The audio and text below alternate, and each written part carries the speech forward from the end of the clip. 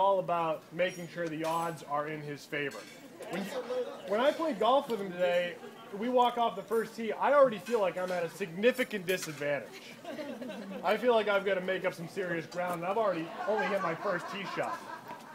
But we're playing this tournament, 2004, my sophomore year of college, at the University of Alabama, and we fly into Roll Tide, right? Roll Tide.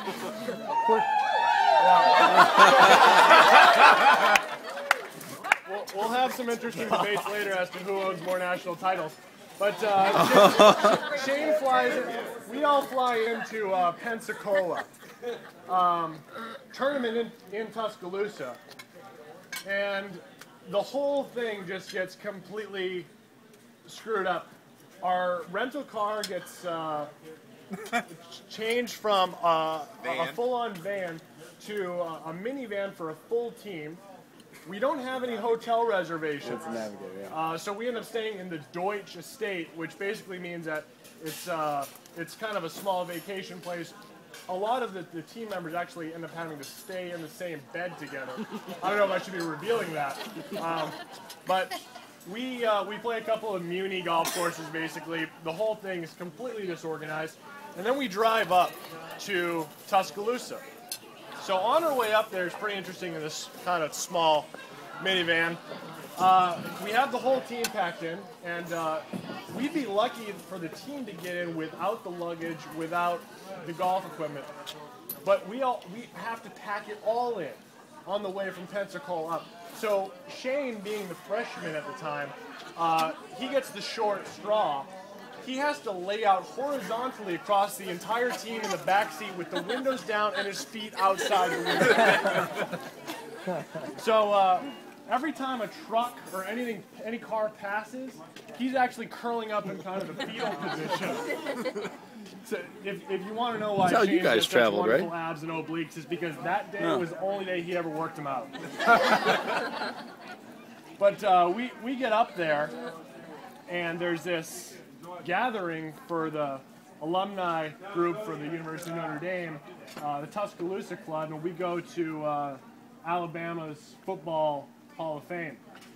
And Shane sees Rachel, who happens to be there because a family member of hers is the president of the club, and he immediately just recognizes something, and he knows he has to talk to her, so he goes in and secures the phone number for later. But let me go back a little bit. I've gotten a little ahead of myself. That day, we had a qualifier to see who would play in the event. So 4 scores count out of 5. And the qualifier was to see who would actually play on the team and count.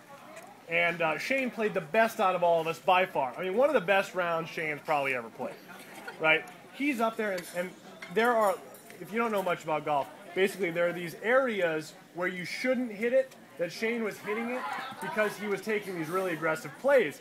So he plays better than everybody, and he just assumes, hey, I'm in, I'm on the team.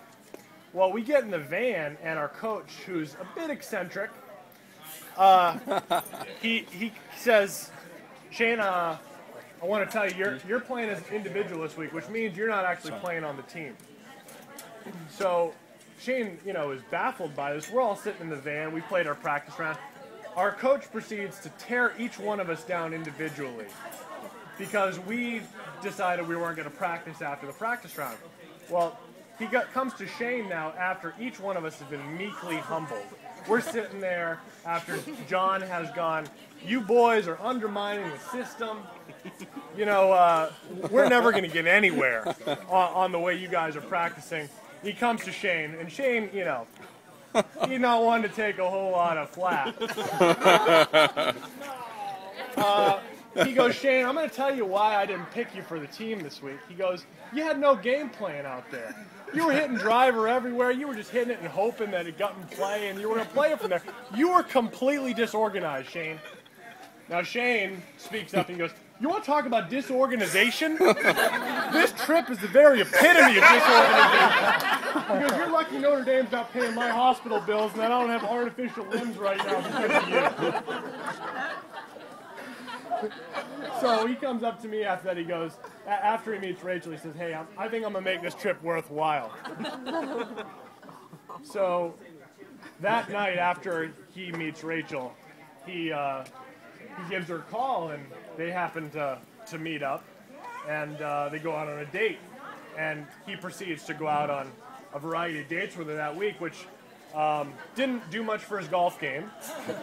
Didn't play so hot. I think up to that point it might have been your worst tournament of the collegiate career.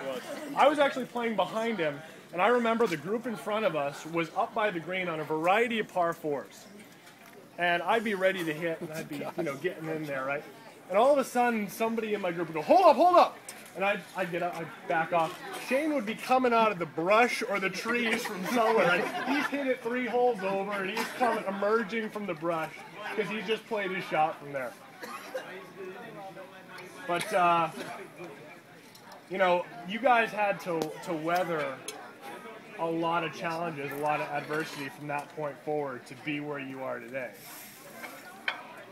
I think in a lot of ways, it's a lot of small miracles really had to happen for you to be where you are. So I go back to that moment in the van when John was telling you how disorganized you are. And I think it's somewhat ironic that when Shane came in with a completely disorganized game plan and disarray, the reason he didn't make it, he leaves with a life partner. The most important relationship of his life will be the relationship that came out of that week that started in complete disorganization. I think that when I look back on that time period, Shane had a really difficult time performing, and golf was really important to him at that time.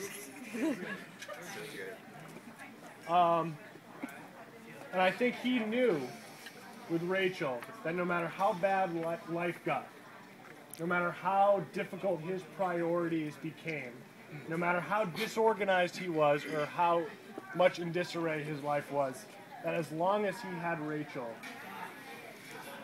he had the right plan from that point forward, and the odds would forever be stacked in his favor.